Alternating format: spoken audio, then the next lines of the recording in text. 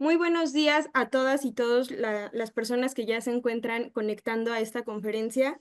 Les doy la más cordial bienvenida a esta oportunidad que tenemos todos como ciudadanos de informarnos sobre este proceso electoral.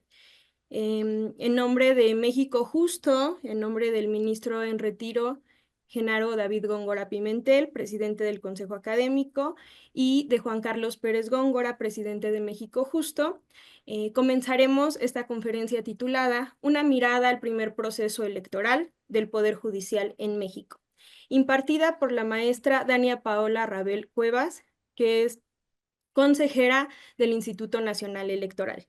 Me voy a permitir leer una breve semblanza curricular de su persona para después comenzar con esta participación. Ella es licenciada en Derecho por la Universidad La Salle y maestra en Derechos Humanos por la Universidad Autónoma de Ciudad Juárez, en coordinación con la Comisión Nacional de Derechos Humanos. Asimismo, cuenta con diplomados en Derecho Preventivo, en Juicios Orales y en Transparencia y Acceso a la Información Pública. Antes de integrar el Consejo General del INE, fue consejera electoral del IED 2014-2017, titular del área consultiva en la Dirección Jurídica del ISSSTE, asesora del Consejo General en otro Instituto Federal Electoral, en donde adicionalmente fungió como secretaria técnica de la Comisión de Quejas y Denuncias. Fue asesora en el Instituto de Transparencia, Acceso a la Información Pública, Protección de Datos Personales y Rendición de Cuentas de la Ciudad de México, entre otros trabajos previos. Participó como observadora en las elecciones presidenciales de los Estados Unidos de América de 2016 y fue invitada por la Organización de los Estados Americanos a observar en calidad de especialista en género las elecciones de la República del Paraguay de 2015. Su tesis de maestría, La justiciabilidad del derecho de acceso a la información en materia electoral, fue publicada por la editorial Novum en 2012. Además, ha publicado artículos en revistas como Voz y Voto, El Mundo del Abogado y revista Buen Gobierno, por citar algunos ejemplos. Colaboró en la obra La Constitución a debate, un siglo de vigencia. Actualmente es articulista en El Heraldo de México.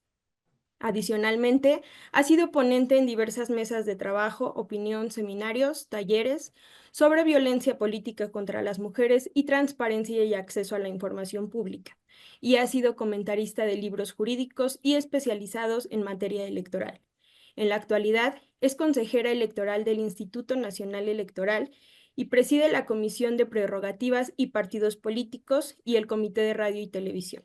Integra las comisiones de fiscalización, vinculación con organismos públicos locales, organización electoral y la Comisión Temporal para el Seguimiento de los Procesos Electorales Locales 2024-2025. Es un honor para nosotros tenerla el día de hoy en esta conferencia. Le voy a dar la palabra a nuestro presidente de México Justo, Juan Carlos Pérez Góngora, para que pueda dar unas palabras introductorias a este panel. Muchas gracias, Tania. Y pues iniciando, agradeciéndole a la maestra Dania Rabel que nos acompañe esta mañana con esta charla, una mirada al primer proceso electoral judicial en México, que creo que es un tema fundamental, muy importante y muy controvertido en los diferentes medios que lo hemos estado escuchando. Le agradecemos a los asistentes.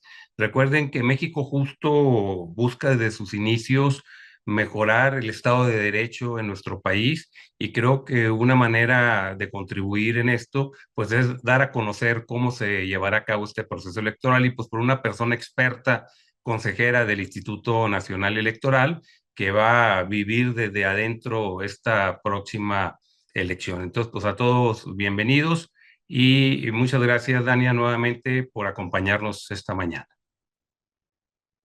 Muchas gracias.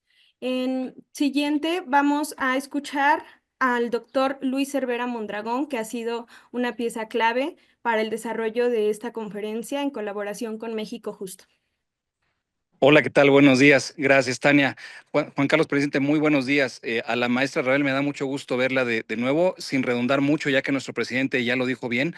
Nos da mucho gusto poder contar con su punto de vista, su expertise. Y yo les puedo decir y darte testimonio de los casi 10 años que estuve como consejero local en el Estado de México, de su labor, de su trabajo, del compromiso que ella tiene y que precisamente como ciudadanos tenemos que hacernos parte de esto, comprender qué es lo que está pasando con el país y sobre todo reconocer el esfuerzo que el INE está haciendo en todo el país para una elección que evidentemente nos va a cambiar la perspectiva de cómo conocemos este país, pero sobre todo confiados que la expertise y el conocimiento que tenemos de nuestro órgano electoral a nivel federal nos da todos los elementos, sobre todo para garantizar que el proceso está listo, es un proceso que está blindado y solamente faltará que nosotros ciudadanos participemos ese día. No me resta más que darle gracias otra vez, gracias a la maestra por darnos este tiempo. Sé que tiene hoy sesión por la tarde, por eso le doy todavía mucho más gracias que nos pueda dedicar este, este tiempo. Y sin más, maestra Rabel,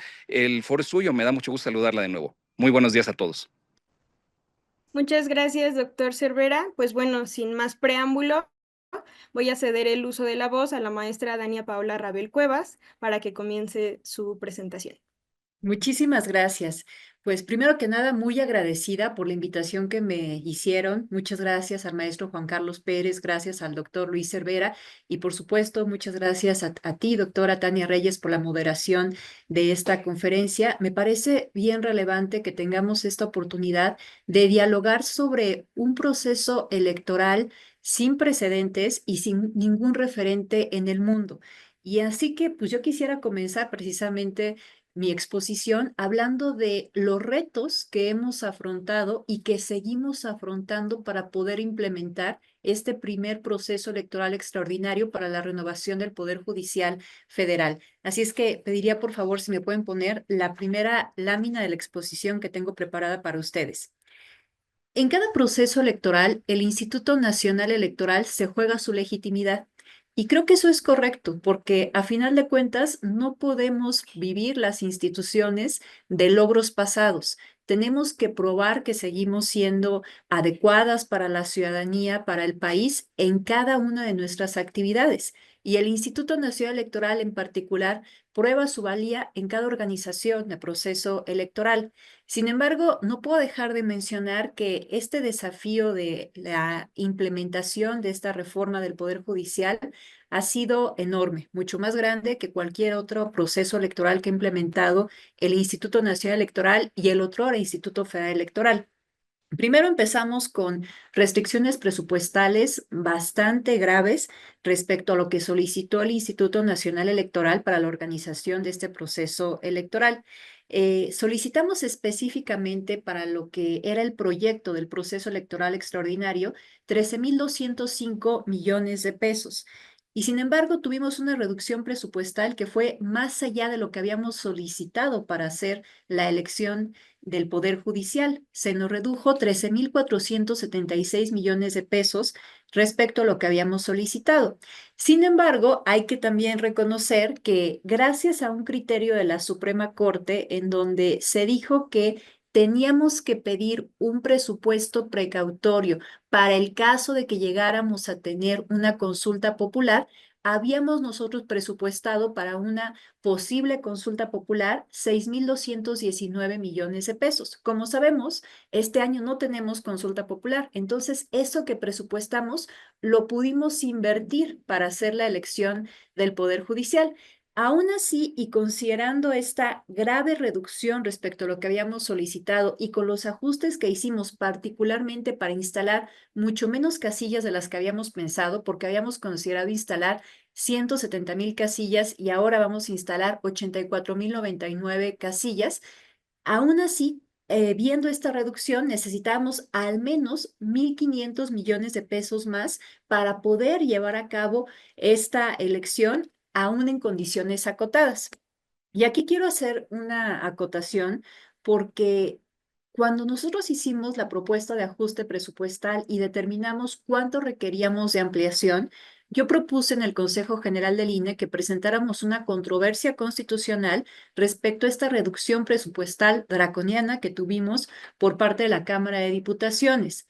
Me parece que como organismo autónomo tenemos que defender este tipo de decisiones que tomamos respecto a lo que presupuestamos para poder hacer nuestras actividades.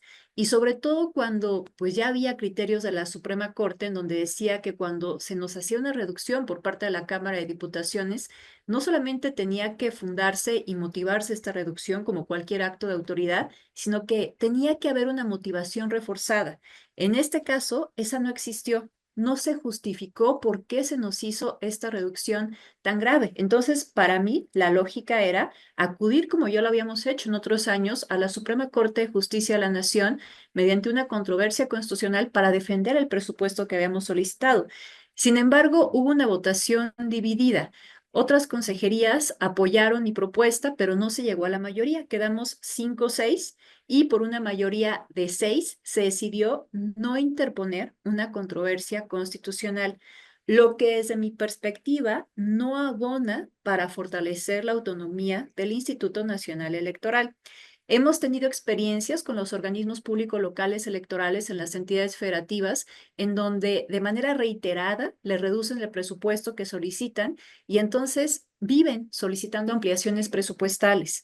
A mí me parece que eso no abona para la autonomía e independencia de las decisiones de las autoridades electorales, porque se convierte en una solicitud constante que a veces casi raya en un ruego porque se les den más recursos para poder hacer actividades.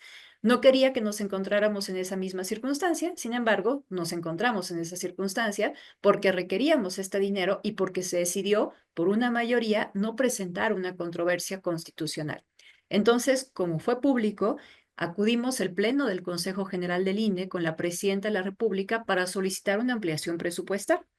Esta ampliación, les reitero, lo que nos dijeron nuestras áreas técnicas tenía que ser al menos de 1.500 millones de pesos. Sin embargo, lo que se nos dijo y se nos terminó dando es que nos podían dar 800 millones de pesos adicionales provenientes de un fideicomiso del Poder Judicial Federal. Así es que, en conclusión, lo que hemos tenido de recursos para poder organizar este proceso electoral son tan solo 7.019 millones de pesos. Y entonces, bueno, pues reitero, no tenemos de entrada esas condiciones óptimas para poder hacer el proceso electoral como lo habíamos planificado y como lo hemos hecho en otras elecciones federales. La siguiente, por favor. Ahora, siguiendo con los desafíos y los retos que ha implicado la implementación de la reforma judicial para organizar una elección, pues hemos tenido tiempos muy acotados. Generalmente para organizar una elección federal tenemos 9 meses a partir del inicio formal del proceso electoral y hasta el día de la jornada electoral. Sin mencionar que, bueno, pues como ya sabemos lo que tenemos que hacer, de manera informal empezamos con los preparativos antes de septiembre, que es el arranque formal del proceso electoral federal. En esta ocasión tuvimos de entrada prácticamente un mes de retraso, porque, por ejemplo, para la elección presidencial 2024 se inició el proceso electoral en la primera semana de septiembre de 2023. En esta ocasión se inició el proceso electoral para el Poder Judicial en la última semana de septiembre del año pasado. Adicionalmente a eso, cuando arrancamos el proceso electoral, no teníamos todavía la reforma a la Ley General de Instituciones y Procedimientos Electorales. Lo arrancamos únicamente con la reforma constitucional. En pocas palabras, no teníamos la norma operativa para hacer esta elección. Esa se tuvo hasta el 14 de octubre de 2024. Ahí ya estamos hablando de prácticamente un retraso de mes y medio para la organización de esta elección, que además, pues como todo el mundo lo sabe, pues han sido, no tenemos ningún referente, ha sido distinta a todo lo que teníamos, entonces pues eso implicaba nuevas reglas. La siguiente, por favor. Pero encima de esto, nos encontramos también en medio de un encontronazo entre los tres poderes de la Unión, pero no solamente eso, en medio de una disputa entre el propio Poder Judicial. Por un lado, empezamos a recibir suspensiones de personas juzgadoras de distrito para que detuviéramos la organización del proceso electoral, cosa que quiero decir con todas sus letras, acatamos, a pesar de que me parece, y también eso lo quiero mencionar, que hubo excesos competenciales tanto de las personas juzgadoras de distrito como del Tribunal Electoral del Poder Judicial de la Federación, porque ciertamente no debería de ni siquiera darse entrada a un amparo cuando estamos ante una reforma constitucional y cuando estamos ante cuestiones electorales. Sin embargo, se le daba entrada a los amparos y se otorgaban suspensiones. Pero bueno, el INE no podía simplemente no observar estas suspensiones. Las podíamos recurrir, cosa que hicimos, pero no podíamos dejar de observarlas. Entonces, observamos las suspensiones y paramos los trabajos prácticamente 2 meses, hasta que hubo una determinación de la Sala Superior en donde dijo con todas sus letras que ninguna autoridad podía ordenar la suspensión de un proceso electoral y no tenían competencia en materia electoral. Entonces, a partir de eso, reiniciamos los trabajos, pero eso se suma al poco tiempo que hemos tenido para la implementación de esta reforma. Y bueno, y por supuesto que ha habido muchas presiones, sobre todo sobre el Consejo General del Instituto Nacional Electoral. Por ejemplo, pues a partir de esto nos impusieron multas a las consejerías porque se decían que no habíamos observado las suspensiones cuando ya teníamos un mandato de quien pues tiene jurisdicción directa sobre el Instituto Nacional Electoral, que es el Tribunal Electoral del Poder Judicial de la Federación, para que siguiéramos con el proceso electoral. Vistas al Ministerio Público, probablemente tengamos también ya derivado de esto carpetas de investigación abiertas y por otro lado, cuando estábamos con las suspensiones, teníamos a representantes de un partido político diciéndonos en la mesa del Consejo General que no queríamos cumplir con nuestro trabajo y nos iban a hacer juicios políticos. Entonces, ha sido también un nivel de presión grande respecto a poder implementar esta elección judicial. La siguiente, por favor. Ya cuando por fin logramos empezar con los trabajos preparativos para esta elección, pues el primer gran reto fue el marco geográfico electoral y ha sido una de las cosas que más se ha criticado también públicamente respecto a lo que ha hecho el Instituto Nacional Electoral para hacer esta elección. Lo primero que hay que decir es que nos topamos con la problemática de la geografía electoral, porque el marco geográfico electoral con el que cuenta el INE no es compatible con el marco geográfico del Poder Judicial Federal. Y en la reforma constitucional, si bien es cierto, se estableció que la elección se llevaría a cabo por circuito judicial, también se nos dejó una puerta abierta. En el artículo transitorio segundo de la reforma, se estableció que el Consejo General del INE podía emitir los acuerdos que estimara necesarios para la organización, desarrollo, cómputo, vigilancia y fiscalización del proceso electoral extraordinario de este año. Entonces, con base en ese artículo transitorio, lo que hicimos fue armonizar la geografía electoral y crear distritos judiciales electorales para los cargos de magistraturas de circuito y personas juzgadoras de distrito. Y lo que quiero decir es que si no hubiéramos hecho esto y no hubiéramos hecho subdivisiones, lo que hubiera ocurrido es que, por ejemplo, en la Ciudad de México, las personas se hubieran topado con una boleta que tuviera 700 candidaturas, lo cual era completamente inviable para ponerlo en una boleta y para que la gente pudiera emitir su voto. Por eso tuvimos que tomar esta determinación meramente operativa y técnica. Ahora, cuando nosotros hicimos este marco geográfico electoral para la elección judicial, se agruparon 2 o más distritos electorales de la geografía del INE para crear un distrito judicial electoral. Y los criterios que utilizamos para hacer esta distribución fue el criterio del equilibrio poblacional, con el que se buscó garantizar una distribución equitativa de la población en cada una de las unidades del marco geográfico electoral. La siguiente, por favor. Y esto nos lleva a la siguiente problemática que iba concatenada precisamente con el marco geográfico electoral y que eran las boletas electorales. Unas boletas electorales muy distintas a las que hemos tenido en las elecciones a las que ha organizado el Instituto Nacional Electoral, sin partidos políticos, en donde se tenía que poner un listado extenso de candidaturas, en donde la reforma constitucional se nos dijo que ese listado tenía que aparecer forzosamente en orden alfabético y además que teníamos que tener divisiones de género. Aquí quiero decir algo porque una de las cosas que se criticó y con lo que se pretendía justificar que el INE tuviera menos presupuesto que en la elección federal pasada, en donde renovamos la presidencia, la República, el Senado y la Cámara de Diputaciones, era que decían que había menos cargos en juego.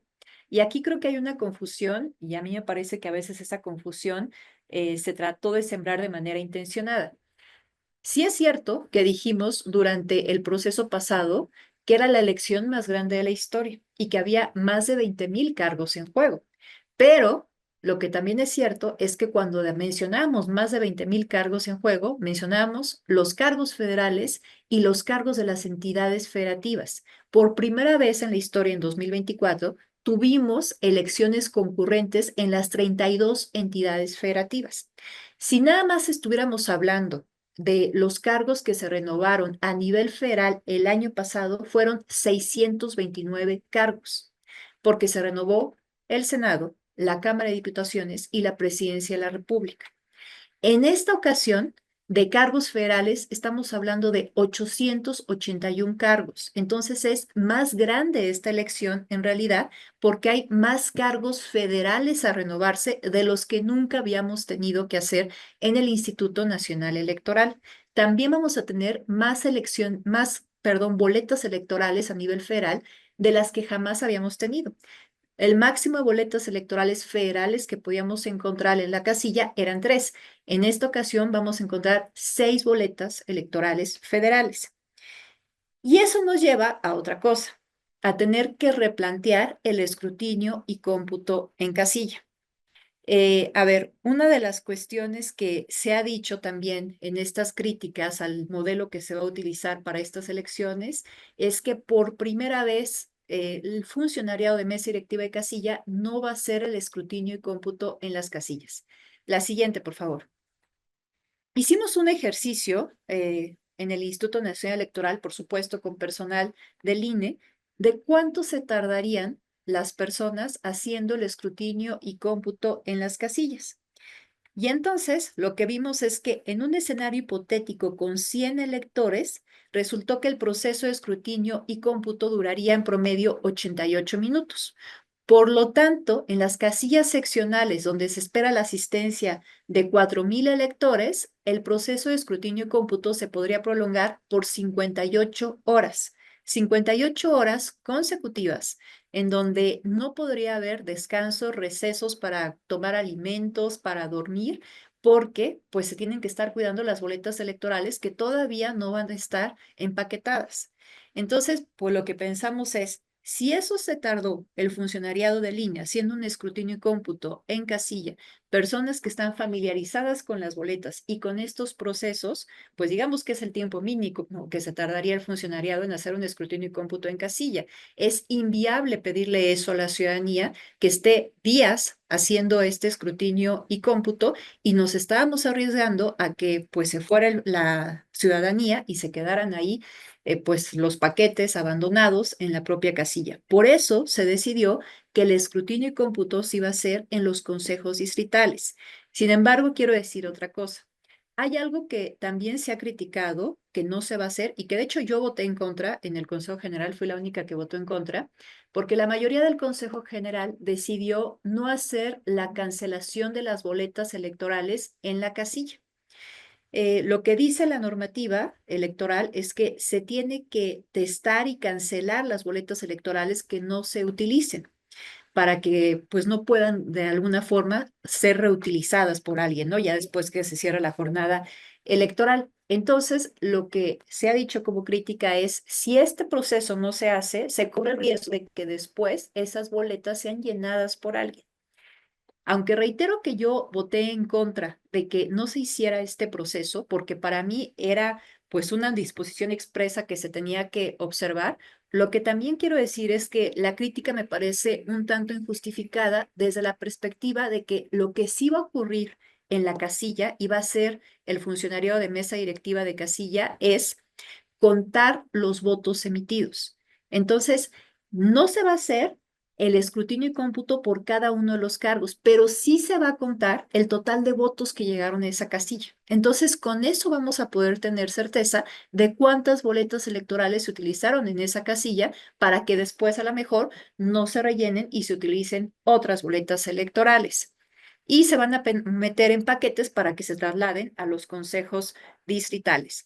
En los consejos distritales, como muchos de ustedes ya lo saben, pues quien preside el consejo distrital es un funcionario del servicio profesional del INE, pero los consejeros distritales, las consejeras distritales, son ciudadanos y ciudadanas que pasaron por una convocatoria pública, que cumplieron con ciertos requisitos y que están ahí haciendo esta función y que tienen experiencia en otros procesos electorales. La siguiente, por favor. Otro tema que ha sido muy controversial tiene que ver con la promoción de la elección del Poder Judicial. A ver, lo primero es decir que cuando se hace la reforma constitucional, se establece que las candidaturas van a tener un acceso igualitario a radio y televisión.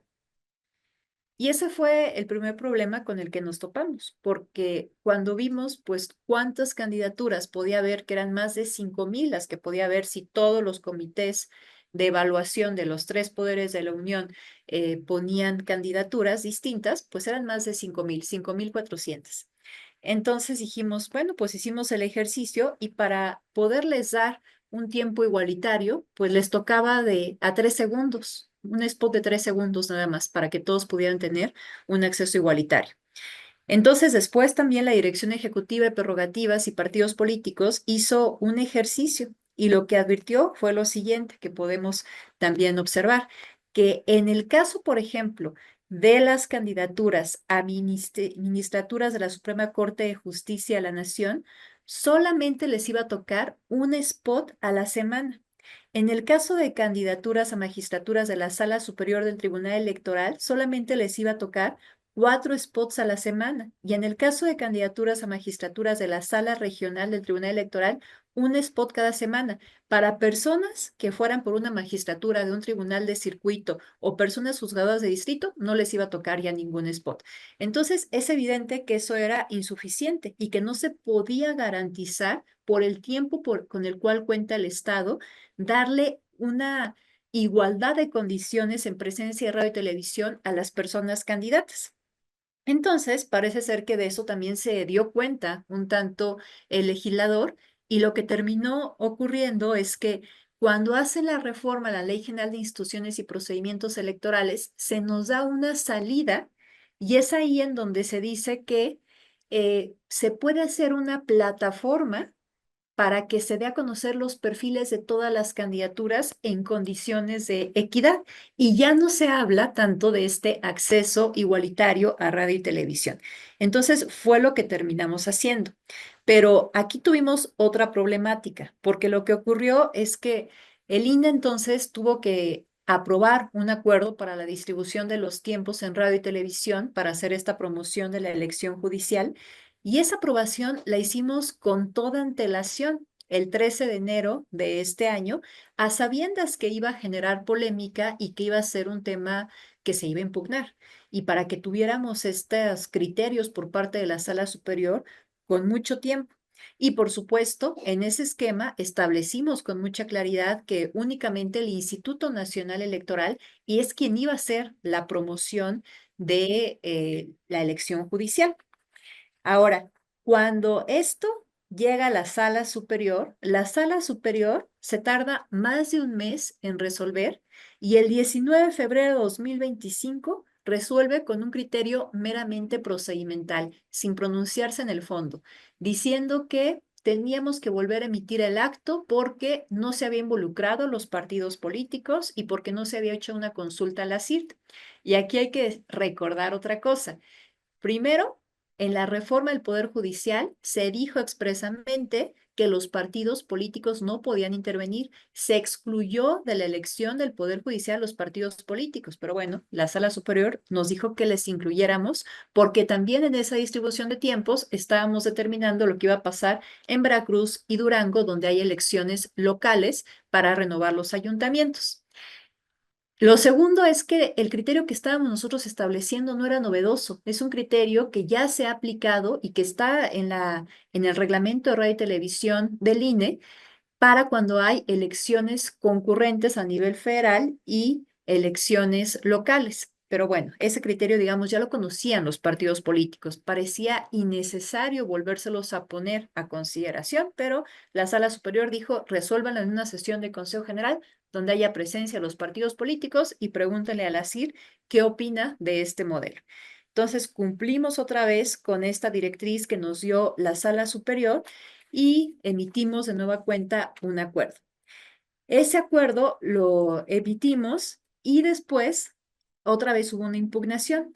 Y la Sala Superior, en esta segunda impugnación que resuelve a 10 días de iniciar las campañas de la elección judicial, nos quita tiempo. Nosotros habíamos determinado que el INE iba a administrar 48 minutos para las campañas del Poder Judicial en tiempos de radio y televisión y nos dejó en 24 minutos para hacer esta promoción de la elección judicial. Y en el caso de Durango y Veracruz, en donde hay elecciones locales para renovar los ayuntamientos, nos dejó únicamente 7 minutos para la promoción de la elección judicial. Esta determinación, por cuando resolvió por fin la Sala Superior, la tuvimos que tomar hasta el 26 de marzo, 4 días antes de que ya arrancaran las campañas para el proceso electoral del Poder Judicial. Y para mí es muy importante hacer énfasis en este hecho de que redujo el tiempo de promoción que había establecido el INE para la participación en la elección judicial, por lo que vamos a ver más adelante. La siguiente, por favor. Si me pueden poner la siguiente diapositiva, se los agradecería mucho. Bueno, la siguiente también, por favor. A todo esto, otra de las cuestiones que llamó mucho la atención externamente en los medios fue la intervención que va a poder tener el gobierno federal en estas elecciones del Poder Judicial. Como había dicho anteriormente, nosotros establecimos en el modelo de comunicación para este proceso electoral extraordinario que únicamente el INE iba a hacer la promoción de la participación ciudadana. Y lo establecimos además porque así se puso en la reforma en la Ley General de Instituciones y Procedimientos Electorales. En el artículo 504, numeral 1, fracción 13, se estableció que corresponde al Consejo General del INE promover la participación ciudadana en el proceso electivo. Y en el artículo 506 también de la Ley JIPE se estableció una prohibición expresa para usar recursos públicos con fines de promoción y propaganda relacionados con los procesos de elección de personas integrantes del Poder Judicial en concordancia con lo dispuesto en el artículo 134 constitucional. Ergo, solamente el Instituto Nacional Electoral y en su caso los organismos públicos locales electorales en las entidades federativas donde se renueva también el Poder Judicial podían hacer la promoción de la participación ciudadana en el marco de esta elección extraordinaria. Sin embargo, pues esto se impugnó y la Sala Superior determinó que, dada la estructura novedosa de este proceso electoral, era viable que participaran también las personas servidoras públicas y las otras instituciones públicas, los poderes de la Unión. A pesar, reitero, de estos artículos expresos que se pusieron en la reforma de la elección del Poder Judicial para que no hubiera esta intervención. Y aquí les decía, recordemos que nos redujo el tiempo, la Sala Superior nos redujo el tiempo que teníamos para hacer la promoción de la elección judicial. Esto me parece un contrasentido porque en la sesión en donde se resolvió esto, se mencionó por algunas magistraturas que bueno, pues que el INE casi quería mantener en secreto que había una elección extraordinaria y no quería hacer una promoción, pero bueno, pues que el hecho es que había una elección y una votación el 1 de junio y se tenía que promover la participación ciudadana y por lo tanto se les debía de permitir también a los otros poderes de la Unión que intervinieran y a los servidores públicos haciendo esta promoción de la participación ciudadana. Pero reitero, me parece un contrasentido cuando nosotros queríamos utilizar el doble del tiempo que finalmente nos dejó la sala superior para hacer esta promoción. Nos quitan la mitad y luego se utiliza como justificación que se requiere una mayor promoción para permitir también que servidores públicos puedan intervenir en esta promoción de la elección judicial. Y ahora, bueno, pues no solo se pueden comprar espacios en radio y televisión por parte de los gobiernos federal y estatales, sino que las personas funcionarias públicas pueden promover la elección en sus redes sociales. Esto creo que puede incluso generar confusión en la ciudadanía, porque generalmente quienes somos funcionarios públicos y tenemos redes sociales lo utilizamos con fines institucionales, pero bueno, ahora también se va a utilizar para promover la participación en la elección extraordinaria, creo que incluso también generándose una confusión de quién está organizando esta elección, el INE o el gobierno, por ejemplo, ¿no? Pero bueno, eso fue lo que ahora se permite con la sentencia de la Sala Superior. La siguiente, por favor.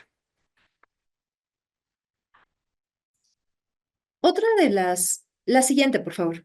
Otra de las cuestiones que me parece también, la siguiente, e importante destacar, es que se van a permitir foros de debate.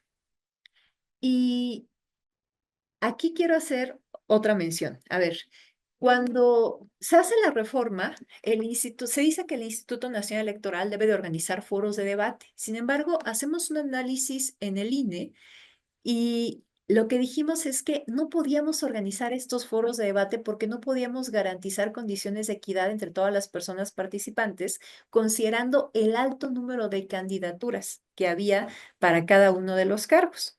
Entonces se decidió que el INE no iba a hacer foros de debate, lo que iba a hacer iban a ser foros informativos.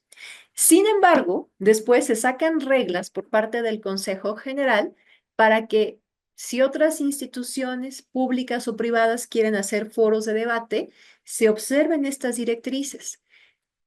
Yo en este caso también voté en contra porque a mí me parecía incongruente que el Instituto Nacional Electoral no hiciera foros de debate porque era imposible generar condiciones de equidad, pero que sin embargo pusiéramos reglas para que otros sí pudieran organizar estos foros de debate. Al final, una mayoría aprobó estas reglas y lo que se establece es que para garantizar condiciones de equidad cuando se organice un foro de debate, se tiene que invitar a todas las personas candidatas que estén registradas compitiendo por el mismo cargo y dentro del mismo marco geográfico. Y el debate se va a poder llevar a cabo siempre y cuando al menos asistan el 50% de las candidaturas. Ahora, si el número de candidaturas es muy grande, lo que dicen estos lineamientos es que se pueden realizar estos debates de manera escalonada y en tantas rondas como sea necesario. Obviamente, pues se tienen que seguir observando también las reglas de equidad de género para que se inviten a hombres y mujeres, pero bueno, me parece que eso va intrínseco con el hecho de que se tienen que invitar a todas las personas candidatas. El punto aquí es que sí se establecieron estas reglas para que otros puedan organizar estos foros de debate, a pesar de que el INE no los va a organizar. La siguiente, por favor. Ahora, la siguiente, por favor.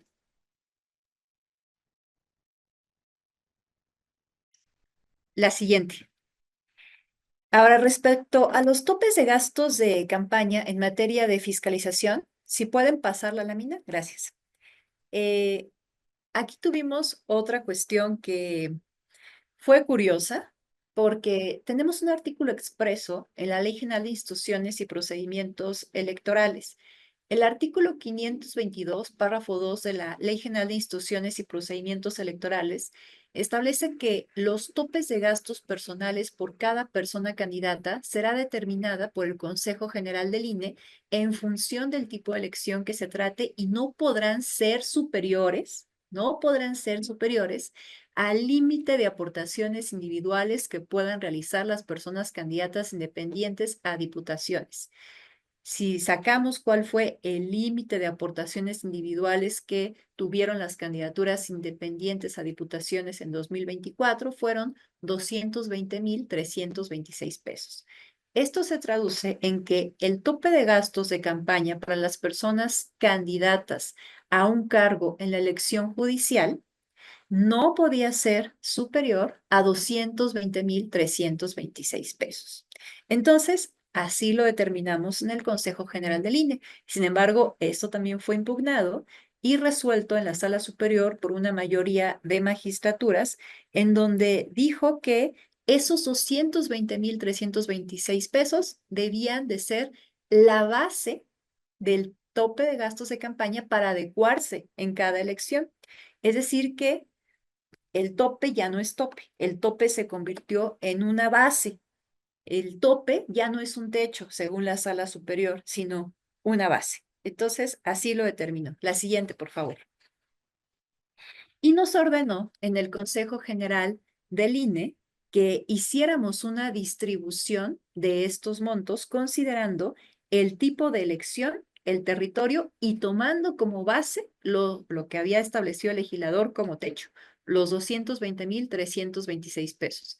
Entonces, por lo tanto, lo que tenemos ahora en la elección es que los topes de gastos de campaña pues son mucho más altos que lo que se había dicho expresamente por el legislador, y a nivel nacional son de 1,468,000 pesos para los cargos nacionales, que son los de las magistraturas de la Suprema Corte de Justicia de la Nación, las magistraturas del Tribunal de Disciplina Judicial y las magistraturas de la Sala Superior del Tribunal Electoral del Poder Judicial de la Federación. Para los cargos de las salas regionales del Tribunal Electoral del Poder Judicial son de 881,000 pesos. Para magistraturas de tribunales colegiados de circuito son 413,000 pesos. Y para personas juzgadoras de distrito, 220,326 pesos. La siguiente, por favor. Ahora, dentro de las reglas más relevantes que tenemos en materia de fiscalización y que vale la pena resaltar, es que tuvimos que crear un mecanismo electrónico de fiscalización específico para esta elección de personas juzgadoras. En este mecanismo, que se conoce como MEFIC, las personas candidatas podrán registrar los gastos realizados durante la campaña y hacer también registros semanales de los eventos a los cuales acudan. También, por ejemplo, las personas candidatas pueden hacer uso de redes sociales o medios digitales para promocionar sus candidaturas, siempre y cuando esto no implique erogaciones para potenciar el contenido de sus publicaciones. Tienen que ser siempre un manejo orgánico, digámoslo así. Las candidaturas pueden difundir propaganda electoral solo de manera impresa en papel, y para ello el papel debe ser reciclable, fabricado con materiales biodegradables. También las personas candidatas pueden erogar recursos con la finalidad de cubrir gastos personales, viáticos y traslados dentro del ámbito territorial que corresponda a su candidatura. Otra de las cuestiones sui generis de esta elección es que no se permite el financiamiento público o privado. Por ese motivo, no se permite el uso de recursos de origen privado de terceras de manera directa o indirecta, en especie o en efectivo, y también está prohibido el uso de recursos públicos del gobierno federal, local o municipal, o alcaldías de la Ciudad de México, de los poderes ejecutivo, legislativo, judicial, así como los organismos autónomos. Esto último, además, pues constituiría una aportación por un ente prohibido. Y por supuesto, pues es evidente, las personas deben de respetar los topes de gastos de campaña que se determinaron. La siguiente, por favor. También adicionalmente, a través de la respuesta a diversas consultas que nos han hecho las personas candidatas, se establecieron algunas reglas específicas que pues tienen ahora que observar todas las candidaturas, como por ejemplo, pueden usar únicamente un vehículo de su propiedad, no es necesario reportarlo como aportación, ya que forma parte de su patrimonio. También pueden contratar producción de jingles siempre y cuando éste sea difundido de forma orgánica en sus redes sociales. Pueden hacer uso de playeras personalizadas como parte de su vestimenta. Pueden acudir a podcasts en los que sean invitados, pero es necesario que se reporten únicamente los gastos de traslado y de viáticos para ir a la grabación. Pueden incluir el gasto por concepto de fotografía siempre y cuando estos se utilicen en redes sociales o propaganda impresa. Pueden arrendar un vehículo para sus traslados.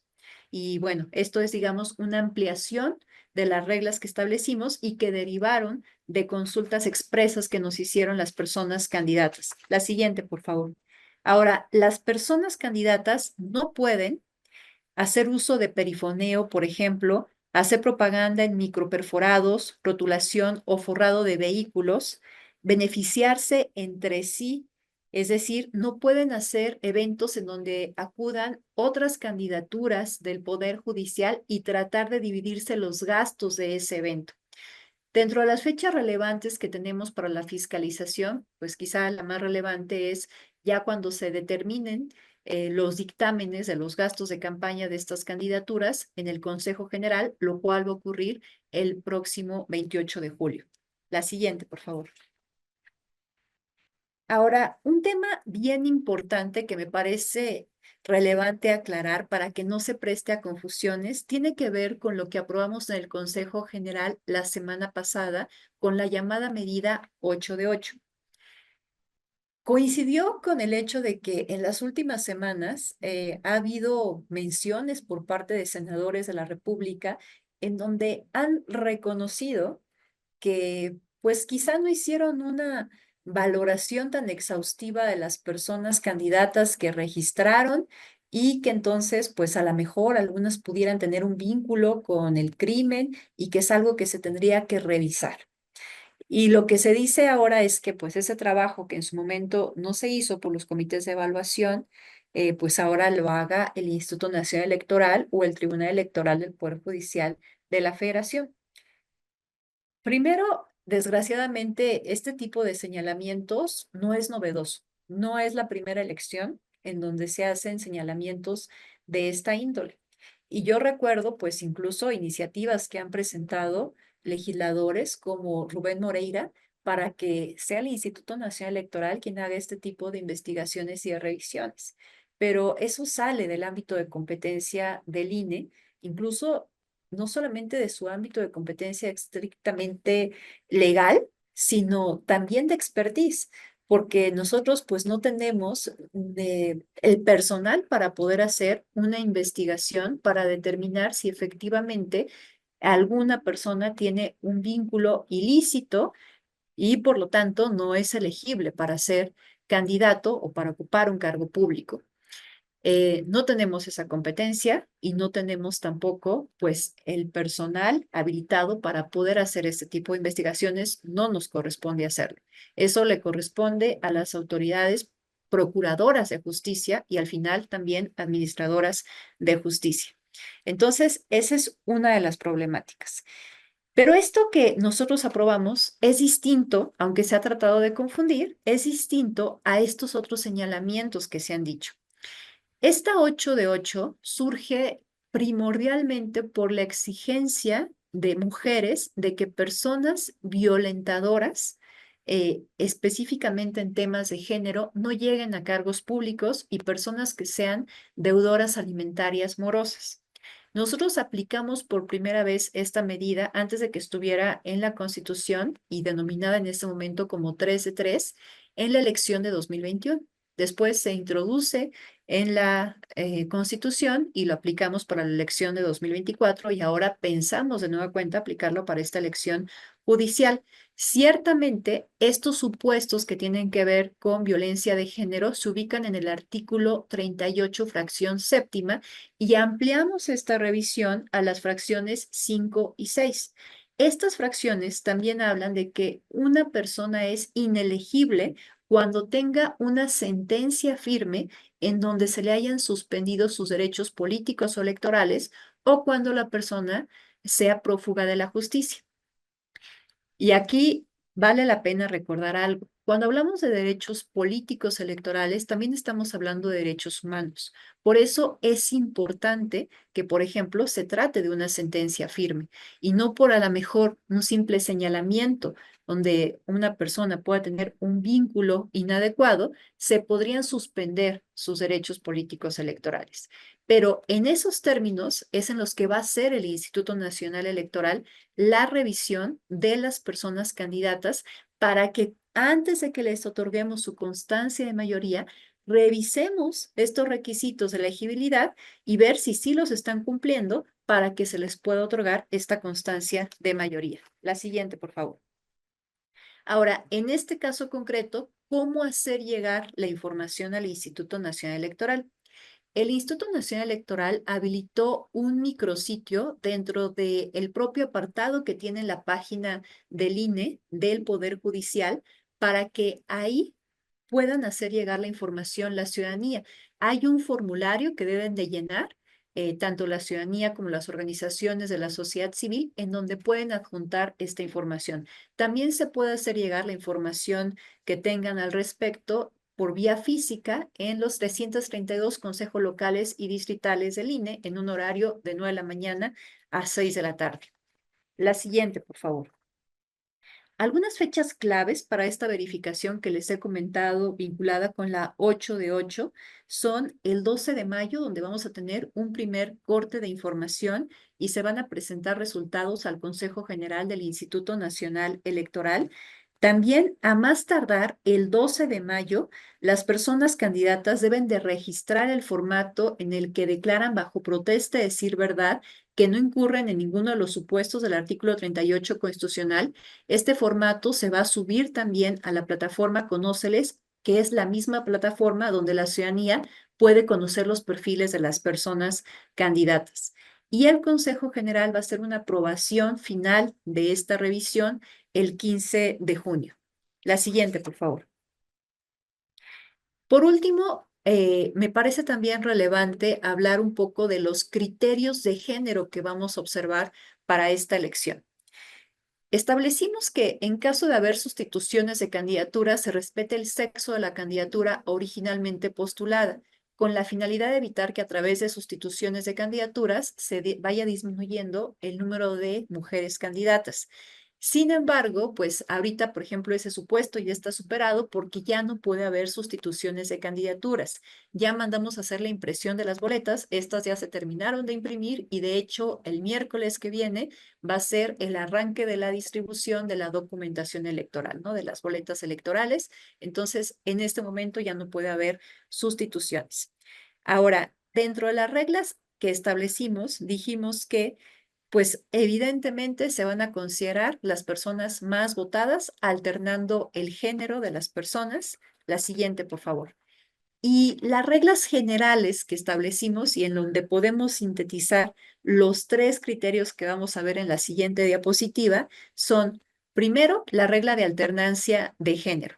Y siempre que empecemos a hacer la distribución, empezamos con una mujer y luego un hombre.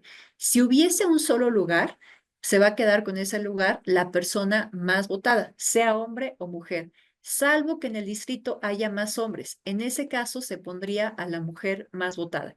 Estos criterios se pueden sintetizar en esta regla que les he dicho. La siguiente, por favor.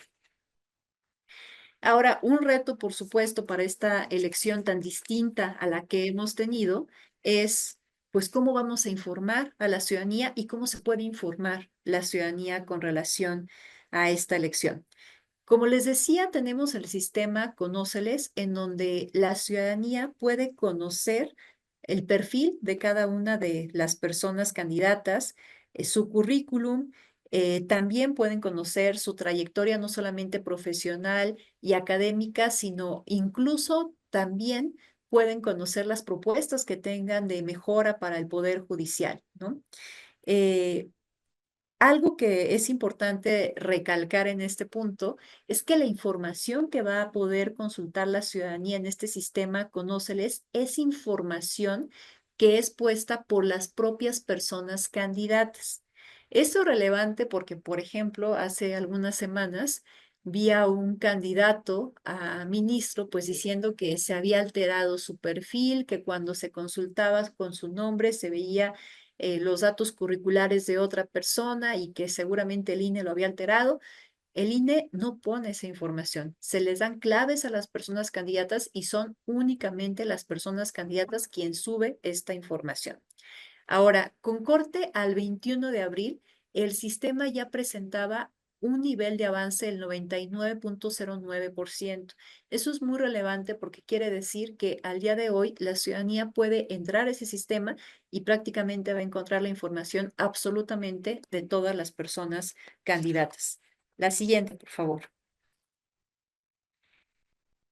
Adicionalmente, sabiendo que es un reto esta elección también para la propia ciudadanía, hicimos una plataforma que se llama Conóceles, Practica y Ubica, que tiene como fin no solamente lo que les decía, conocer el perfil de las candidaturas, sino que la ciudadanía pueda practicar con boletas reales, como las que van a ver el día de la elección en su casilla, cómo poder emitir su voto y se comiencen a familiarizar con estas boletas.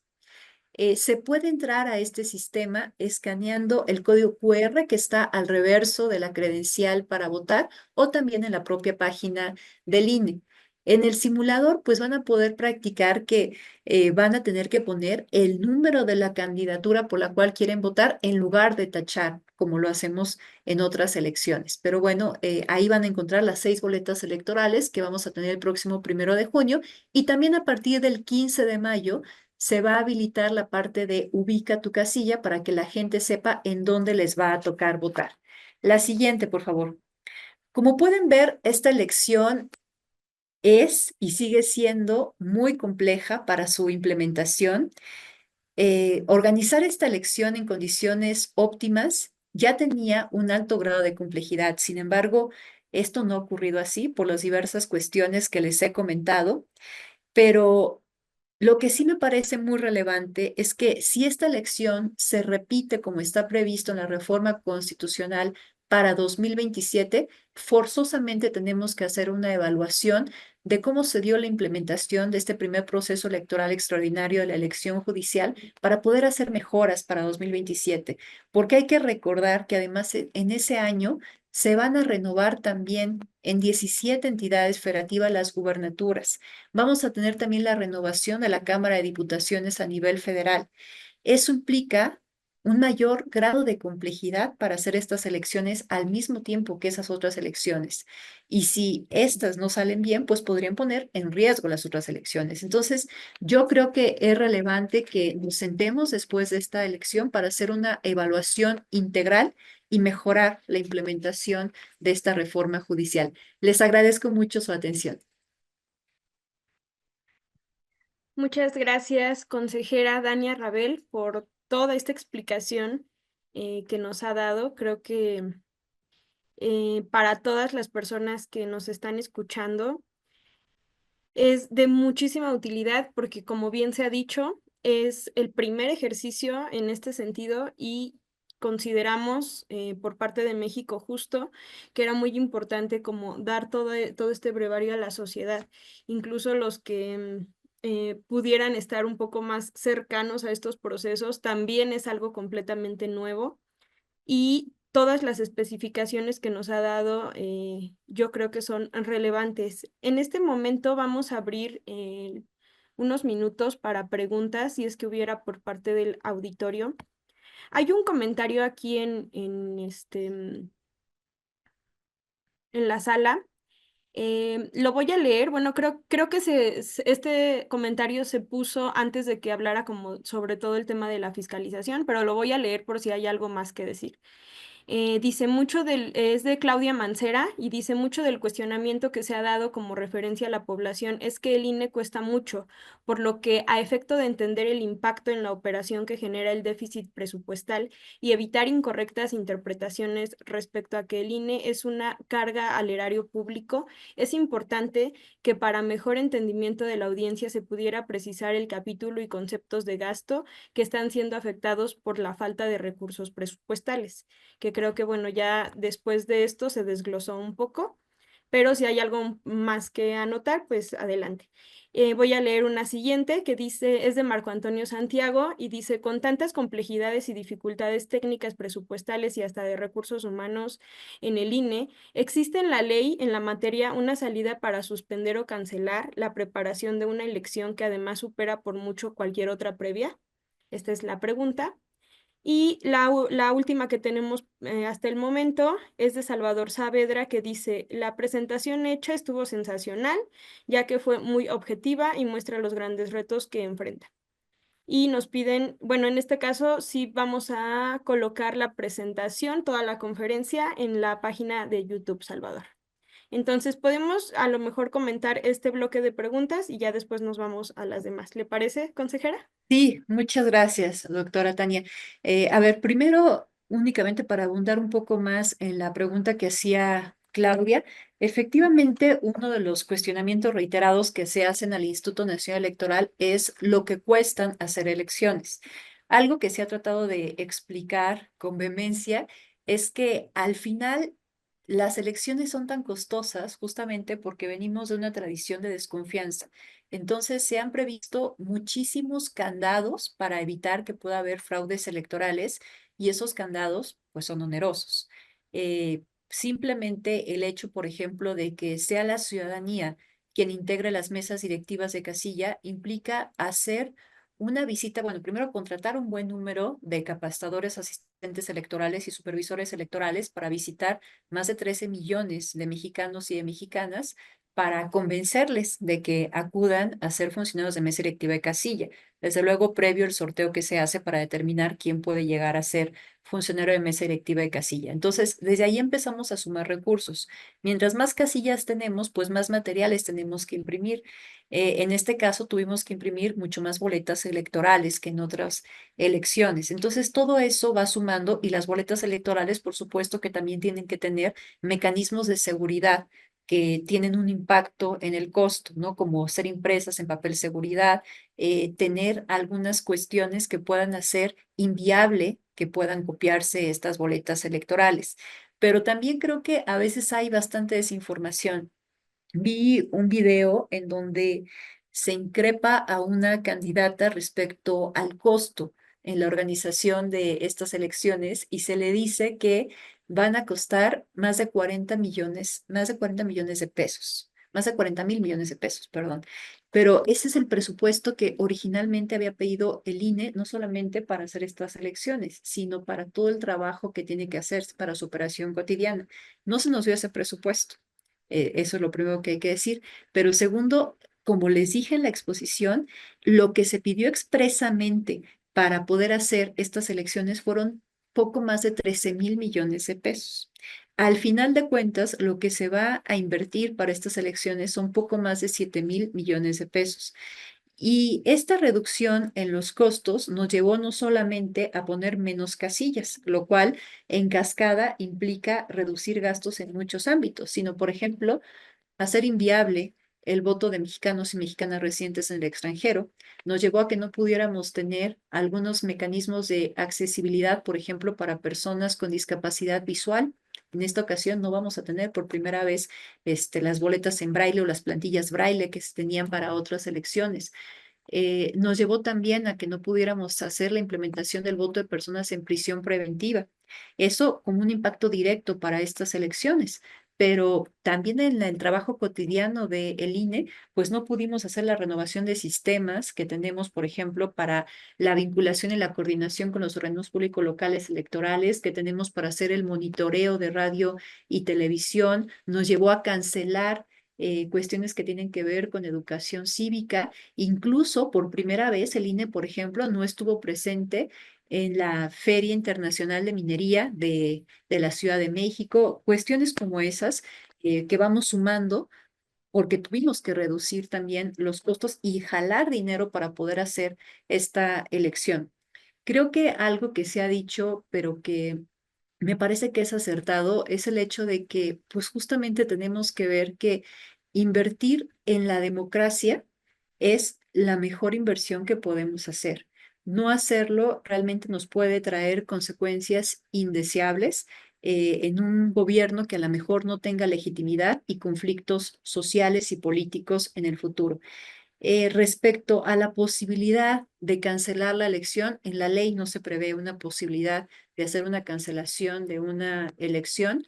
Eh, en su momento, pues la Suprema Corte pues tuvo ahí controversias, acciones de inconstitucionalidad, pero no tuvieron una mayoría calificada que se requiere para determinar que fue inconstitucional la reforma, ¿no? Entonces, creo que esa a lo mejor era la salida, pero la ley no prevé una posibilidad de hacer una cancelación. Ok, muchas gracias. Voy a leer otras preguntas. Algunas coinciden, Por ejemplo, la expectativa que se tiene de la participación ciudadana para esta jornada. También preguntan qué tan confiable podrá ser esta elección. ¿Qué actos pueden ser impugnables en la sesión de escrutinio y cómputos en los consejos distritales? Y una más que dice que nuestro antecedente o el antecedente más conocido es el caso de Bolivia. Y la pregunta es que si hay algo que podamos aprender de esa experiencia, no solo al respecto de la organización del proceso, sino incluso en los resultados operativos. A ver, respecto a expectativas en la participación ciudadana, no las tenemos. Yo no las tengo como consejera electoral. Como en cada elección, lo que hacemos es trabajar para que el 100% de la ciudadanía pueda emitir su voto, para que todas las personas que tengan derecho a votar encuentren una boleta electoral esperándoles en la casilla que les corresponde. Y todavía en este caso es mucho más difícil poder tener una expectativa de participación ciudadana justamente porque no tenemos ningún referente. Esto no es como otras elecciones federales en donde se renueva el legislativo o el ejecutivo, ni tampoco es un mecanismo de participación ciudadana como una consulta popular, una revocación de mandato. Es una cosa completamente distinta. Entonces, pues veremos, ¿no? Cómo será la participación ciudadana el próximo 1 de junio. Pero reitero, a final de cuentas, el INE pone todas las condiciones para que el 100% de la población que tiene derecho a votar pueda hacerlo. Ha puesto los mecanismos que ha utilizado en la medida en que esta legislación distinta nos lo permite, de calidad y de confianza para poder hacer la organización de esta elección. Entonces, esa es una de las garantías que se tiene también. Apostamos también siempre a la transparencia en todos estos trabajos para generar también esa confianza en la ciudadanía. Y ciertamente hay un referente en Bolivia de elecciones judiciales, hay un referente en Estados Unidos y hay un referente en Japón y por ahí también me parece que en Suiza, pero ninguno se parece a lo que estamos haciendo ahora en México. En el caso de Bolivia está considerablemente acotada las elecciones judiciales, digamos, a los más altos cargos del Poder Judicial. En el caso de Japón, está completamente acotado a lo que es el equivalente a su Suprema Corte de Justicia de la Nación. E incluso ahí, digamos que la preselección de quienes van a ser las personas candidatas dependen de el emperador o del gabinete de gobierno y generalmente casi todas las personas que postulan son gente que ya tiene una carrera judicial. Y ya después, a partir de eso, esos nombres se van a una elección. En el caso de Estados Unidos, pues digamos que tenemos diferentes reglas dependiendo cada una de las entidades federativas, porque digamos que ahí el federalismo es más fuerte quizá que en México, entonces tienen reglas específicas en donde pues eligen en algunos casos, ¿no? A sus personas juzgadoras, pero en ninguno de estos antecedentes que he comentado hay una elección de la magnitud la que hemos visto o que vamos a tener en México, con el nivel de cargos que se van a elegir por su número y también por su relevancia, y que van desde los que están más arriba, la Suprema Corte, Tribunal de Disciplina, Sala Superior, hasta los que están, digamos, en la base de las personas juzgadoras a nivel federal. Entonces, no hay precedentes de una elección de esta magnitud. En el caso de Bolivia, también lo que ha ocurrido es que al principio hubo una muy baja participación ciudadana. Sin embargo, en las últimas elecciones que tuvieron, subió considerablemente la participación ciudadana. Por supuesto que hemos estudiado otros casos, hemos tenido reuniones también incluso con personas de otros países con estas experiencias para pues poder tratar de abrevar un poco de esos conocimientos, pero han sido, digamos, poco útiles desde la perspectiva de que lo que estamos haciendo en México es completamente distinto a lo que se ha hecho en otras partes del mundo. Yo creo que más bien después de esta experiencia, México se va a volver un referente respecto a hacer este tipo de elecciones. Ahora, pues todos los actos que haga el Instituto Nacional Electoral son impugnables y revisables en la sala superior.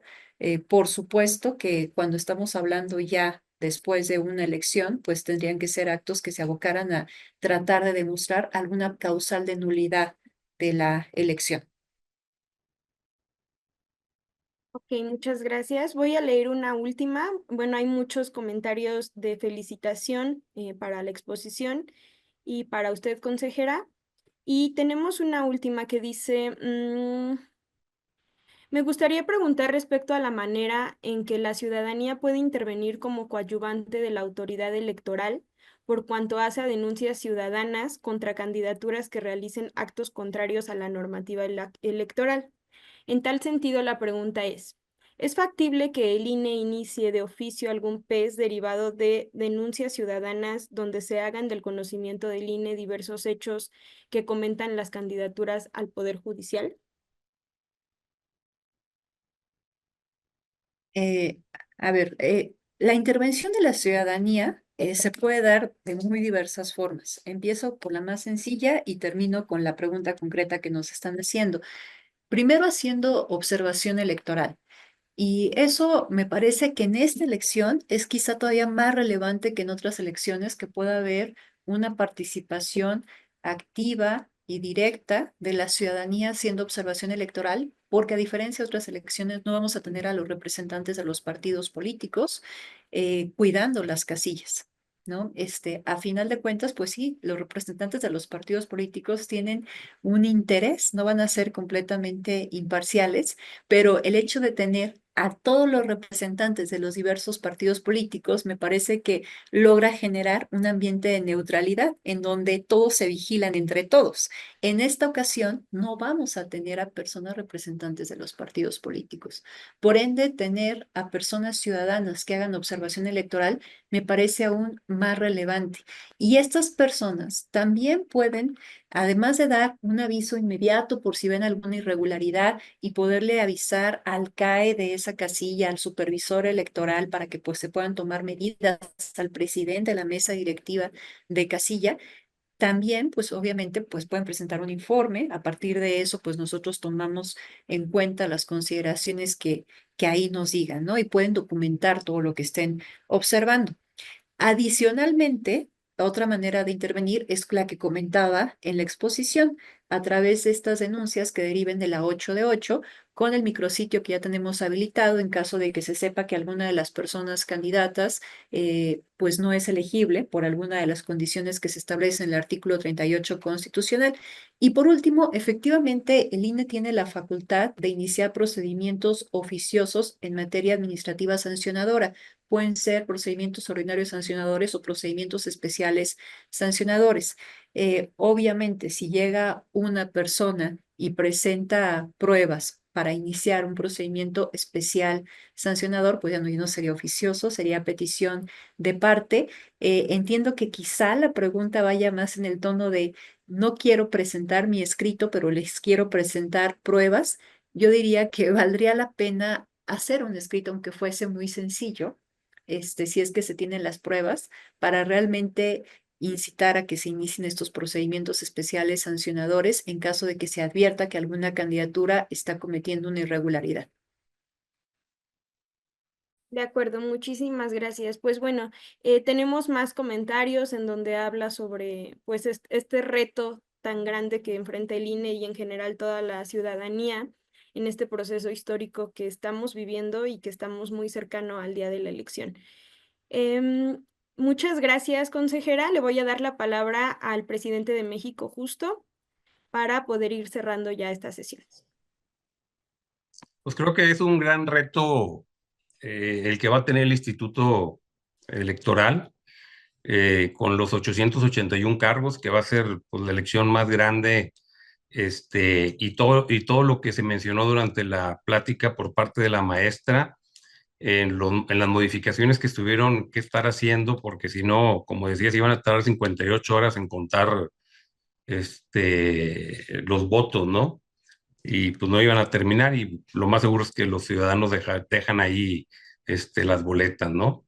Entonces yo creo que pues es un gran trabajo y pues va a ser un referente de si puede funcionar o no una elección para el Poder Judicial o regresar a como se hacía antes con reglas diferentes, de que nos queda claro de que tenemos una debilidad en el Estado de Derecho y que el principal responsable es el Poder Judicial, eso nos queda claro de que hay mucha impunidad, y que tenemos que tener un poder judicial fuerte, ¿no?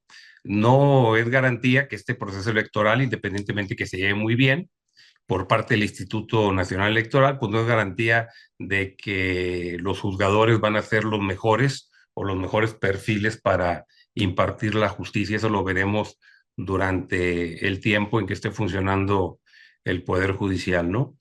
Pues agradecerle a la maestra Dania Rabel por habernos acompañado y esperemos que después de la elección también podamos tener una sesión ahí como de resumen, a ver cómo vemos todo el proceso, porque una cosa es el proceso y otra cosa es cómo va a funcionar el Poder Judicial. Y el Poder Judicial, pues no lo podemos evaluar unos cuantos meses, tendremos que evaluarlo durante el tiempo y creo que esa labor es muy importante de los ciudadanos y es muy importante de asociaciones de abogados, el colegio, la barra, etcétera, o como la Asociación México Justo, que eso es lo que nosotros buscamos. Creo que es una gran tarea que tendremos en los próximos meses y en los próximos años para esto, ¿no? Entonces, pues nuevamente, maestra Dani, agradecerte la invitación.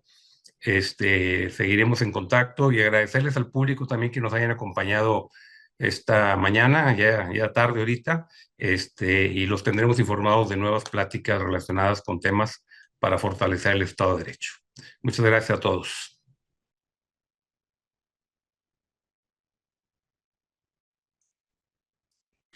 Pues muchísimas gracias por la invitación. Muchas gracias, maestra Dania Rabel. Gracias, Juan Carlos. Gracias a todas y todos los que se conectaron por sus preguntas, por su interés. Y les comento también que estaremos compartiendo la conferencia en la página de México Justo para que puedan también compartirla con sus conocidos y que esta información la tengan más personas. Muchísimas gracias. Que tengan todos excelente tarde. Gracias. Hasta luego. Gracias, hasta luego. Un gusto. Igual.